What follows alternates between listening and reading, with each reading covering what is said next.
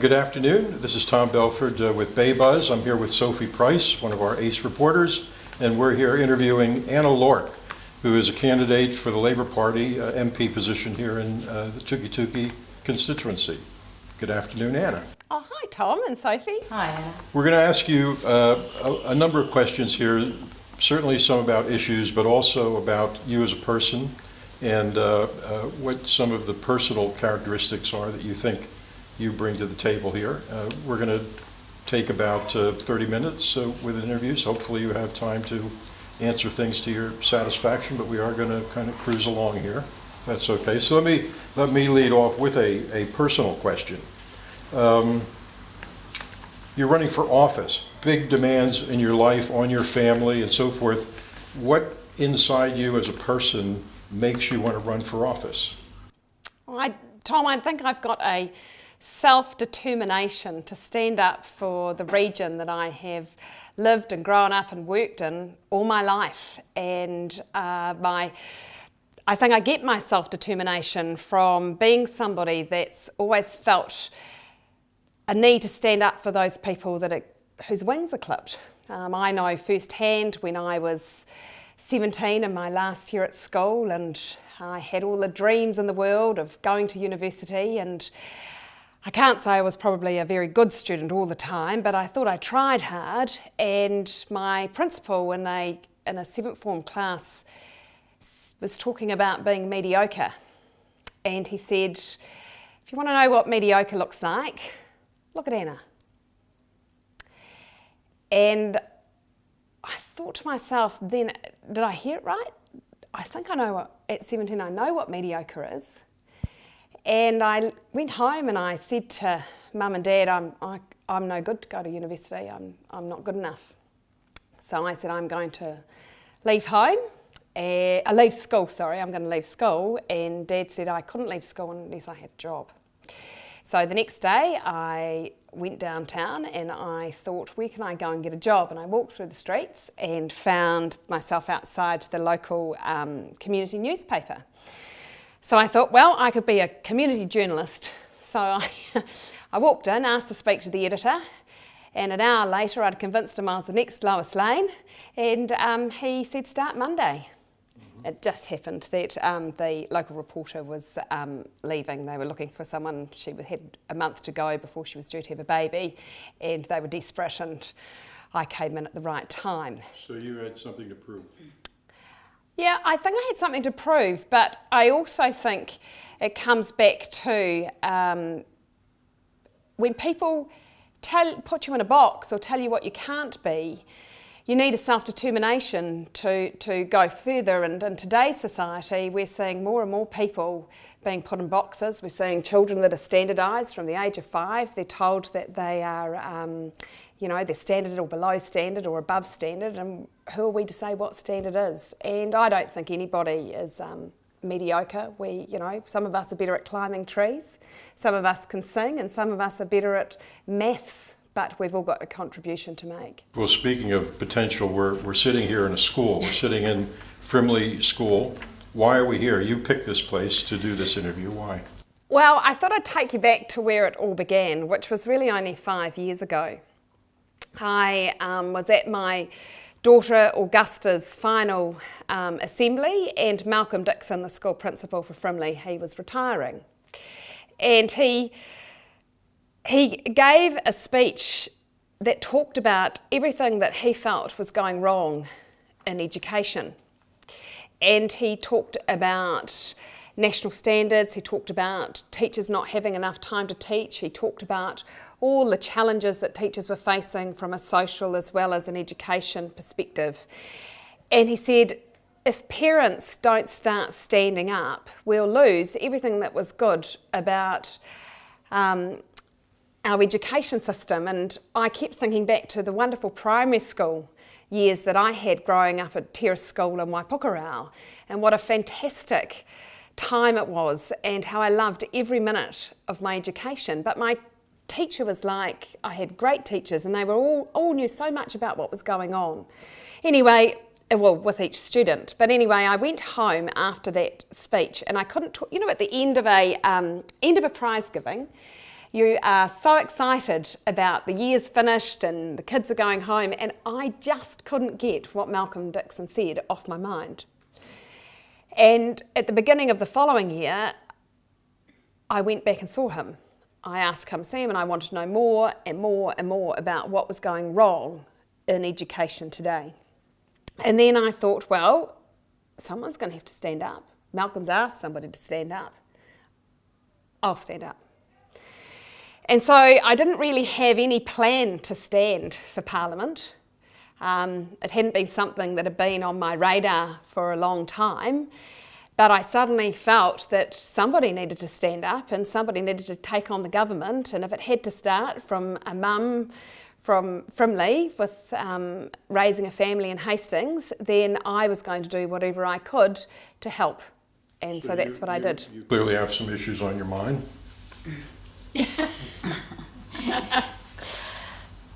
Moving on, that's it. What would you say would be your top 3 policy or program goals if elected?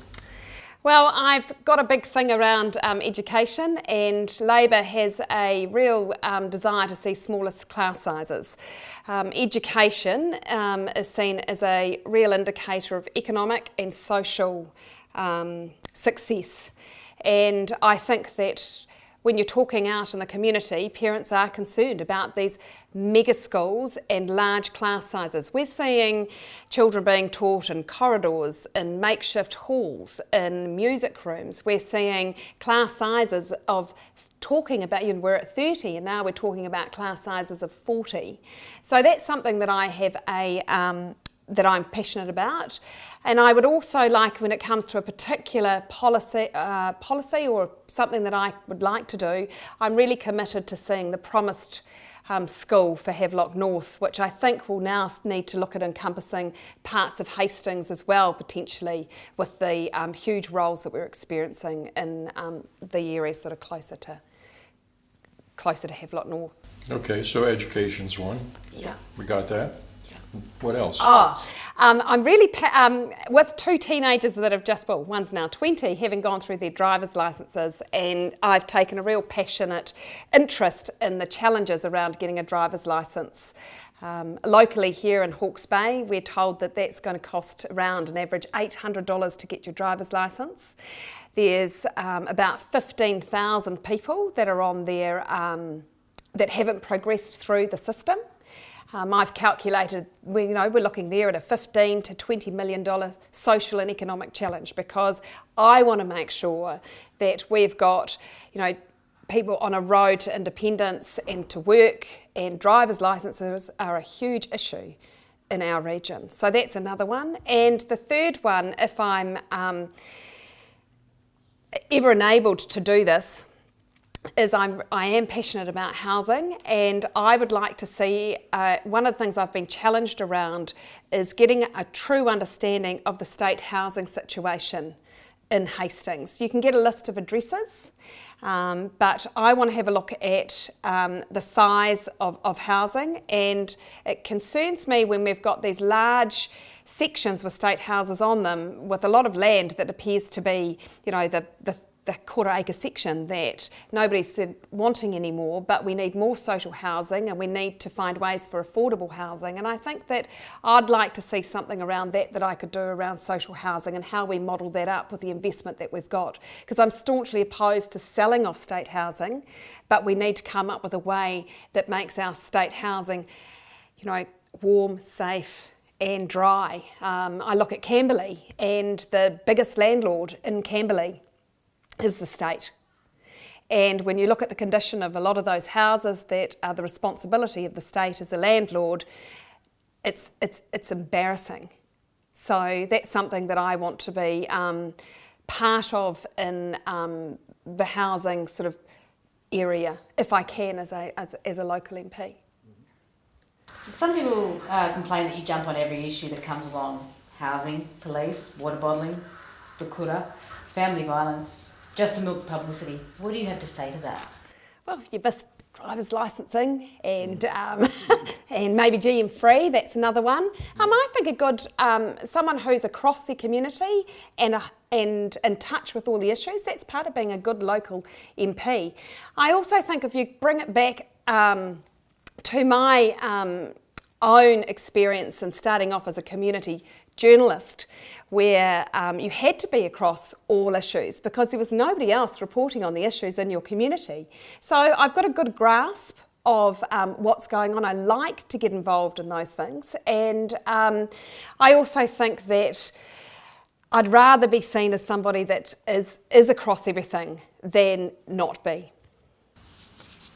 Let's move to something that is a little bigger in scale, I guess, but has to be resolved here in Hawke's Bay, and that's unemployment.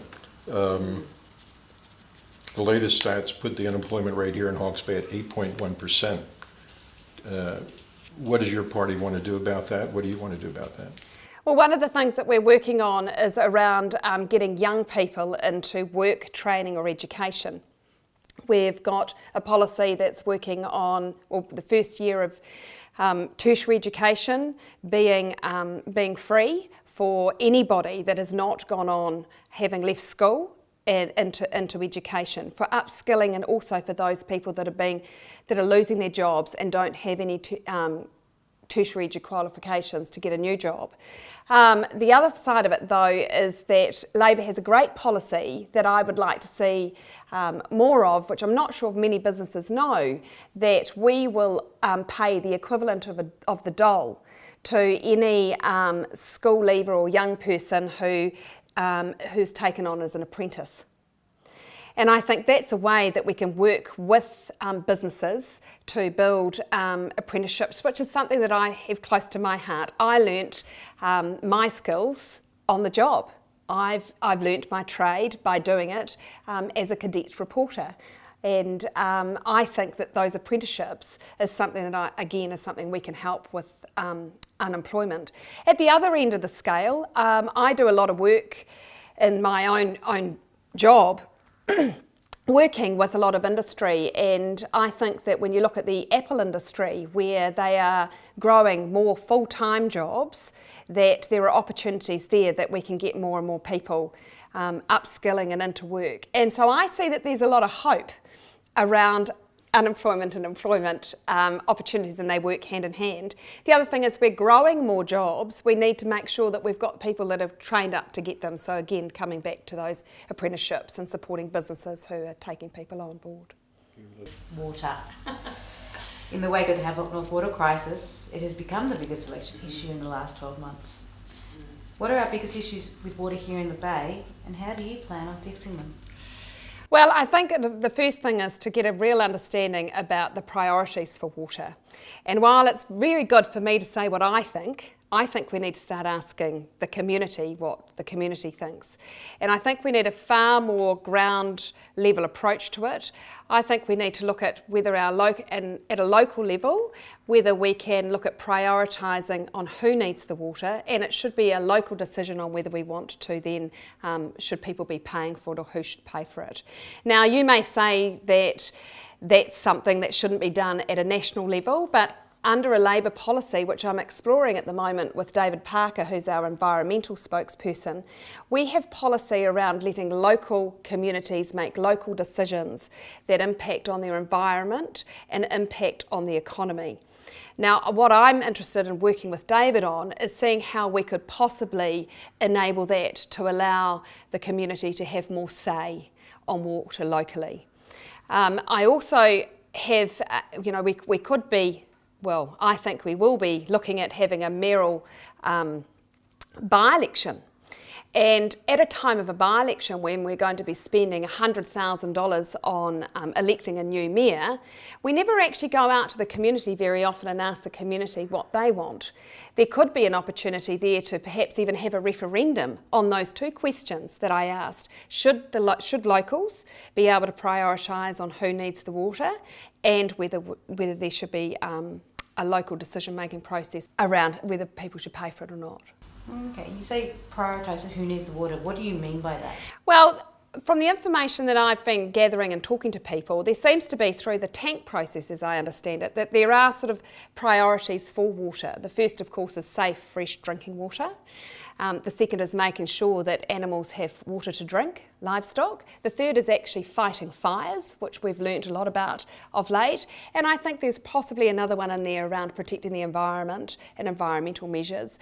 But those priorities, what I'd be interested in knowing is when we go out to the community and say, well, if we were to look at the priorities for water, where would they be, and at what point should we be looking at charging for water? Now, I'm not saying that that should be I shouldn't force that down and say from a top-down approach that I think we should be doing this. I want to see us starting to engage more at a community level and actually asking the community. And that's why I think, there's opportunities for doing that. And that's something I think that I can help at least speak out on, ask for feedback on, and see if there is a mandate for that. So you're talking about water, but the National Party has put forward a monumental proposal here to build a $300 million dam in Central Hawke's Bay. So to many people here, the National Party has come forward with a major infrastructure proposition, ready to put Crown money into it and so forth. What problem would you have with that? With what? With building a dam. Oh, as for water storage and supporting water storage and water security, I think everybody's in the same book around looking at that. Look, I lived in Central Hawke's Bay for 30 years. I know how dry it is down there. I know they need security for water. But as I said in the last election when I stood, and I say it now, I would support that type of water storage project if it stacked up environmentally and economically. We're still to see that business case, and everybody's having this cup of tea, and I'll put the jug on and have a cup of tea with anyone to get to that conclusion. But I also have a lot of confidence in the people that have been elected to the regional council to make that decision, and I think there's a lot of us that are looking at that now. So is there one or two areas where you're particularly ticked off with the National Party, where you really think the current government has let Hawke's Bay down? Oh, yeah, I think, I talk about the lack of taking away our local democracy when it comes to wanting to be a GM-free region or district. I think that shows how they want a top-down approach. They want to take away our local decision-making powers. And that is something that I think Labor is completely different on. We are embracing far more local decision-making and looking at that side of it. But the other thing that I think has been, well, I could have a few more, but selling off state houses when there are families living in sheds, caravans. We've got one of the worst overcrowding statistics in the country, and we have empty state houses. Now, it took me 18 months to fill one state house, all for reasons that just, weren't even, were just insane. It was just wrong. So I think that's something that I would be passionately advocating against. That said, I still think we need to relook at how we're doing social housing, and I think that Hastings would be an excellent area to look at and focus on, and maybe even be a pilot on. So Sophie's going to have a speed drill here for you on a number of issues in a moment, but let's move off the issues a minute and get back to politics and who you are and so forth. You've had no problems in the past running Lawrence Yule's campaigns. So obviously you think highly, or have thought highly, of Lawrence Yule, but here you are standing against him. What's the story here? Well, I think over 20 years that Lawrence has done his best. But the question now is whether his best is good enough. You've been a little more pointed in your criticism of him running for this office, and as you've put it in so many words, abandoning the people of Hastings, who he committed to serving as mayor. But what's wrong with ambition? I mean, you're an ambitious person. What's wrong with him wanting to take another step where he maybe feels he can do more for the people of Hastings? Well, I think we have different ambitions. I'm not a career politician. I'm not climbing the political ladder looking for the next job. My ambition is for the region. My ambition is to do more for the people here. And I think that offers a very big difference. People who watch this, many people don't have a chance to see you or any other candidate really firsthand addressing issues or presenting themselves. But I think there's a perception out there, people have a view, maybe through what they read in the paper, that you're a fairly aggressive, noisy individual, and it doesn't seem to go down well with a lot of people. What do you say to that? Well, I think I'm a very enthusiastic and energising person who is really positive about making a difference. You know, at times you do need to be outspoken. At times in politics you do need to even be aggressive. But I think that what I have is I play with a straight bat. And I'm not afraid to say what I think at the time, and I will stick by what I say. And I think that that's something that, you know, you don't necessarily always have to agree with me, and I don't expect everybody to always agree with me.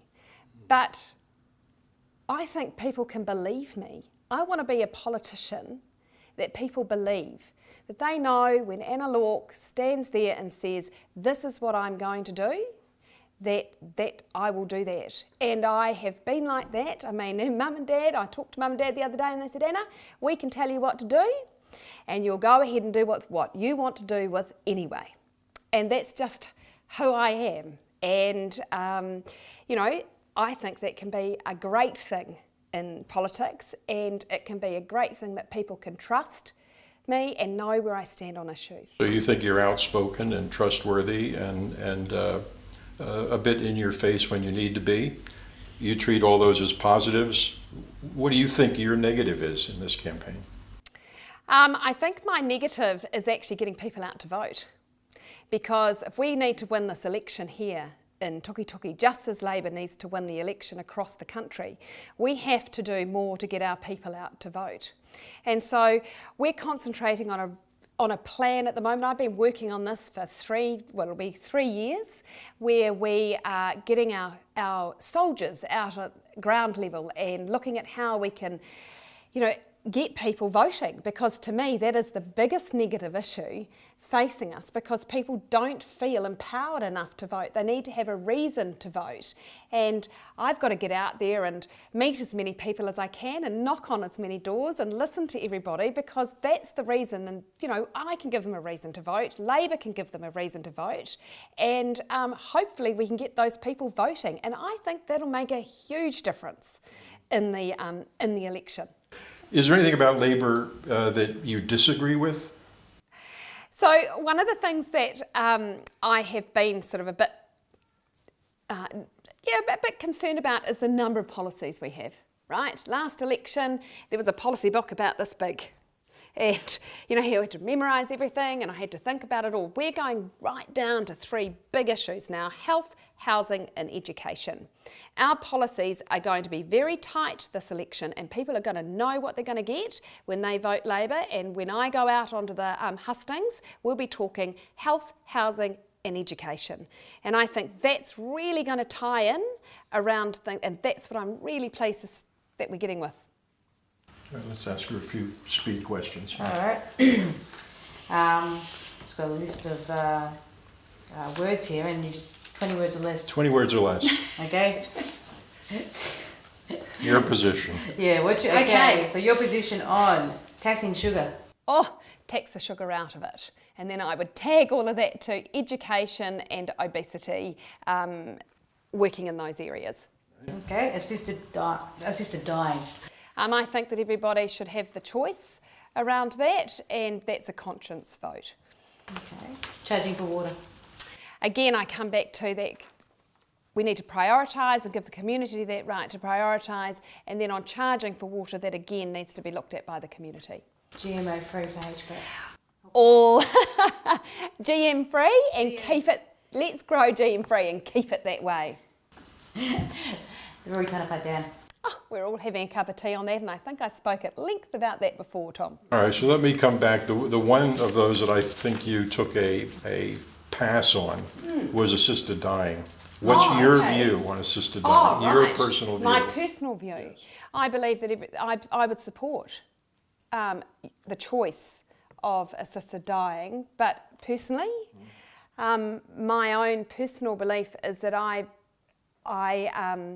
think that my passage out is mine, and if I had that choice myself, I don't want to be assisted. But the law does prevent that currently, Yeah. And your party does not want to change that law, doesn't stand for changing that law.